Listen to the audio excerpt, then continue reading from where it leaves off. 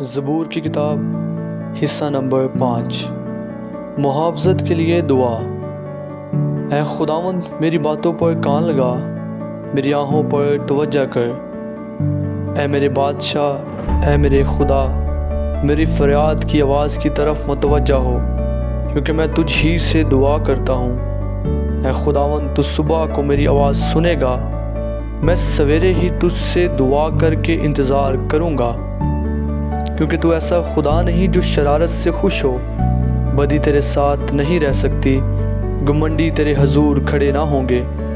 تجھے سب بد کرداروں سے نفرت ہے، تو ان کو جو جھوٹ بولتے ہیں ہلاک کرے گا۔ خداوند کو خون خوار اور دغاباز آدمی سے کراہت ہے، لیکن میں تیری شفقت کی کثرت سے تیرے گھر میں آؤں گا۔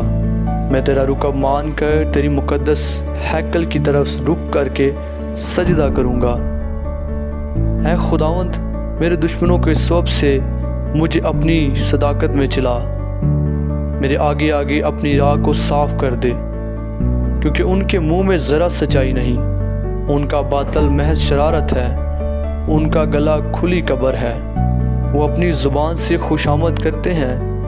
اے خدا، تو ان کو مجرم ٹھہرا، وہ اپنے ہی مشوروں سے تباہ ہوں، ان کو ان کے گناہوں کی کثرت کے سبب سے خارج کر دے، کیونکہ انہوں نے تجھ سے سرکشی کی ہے۔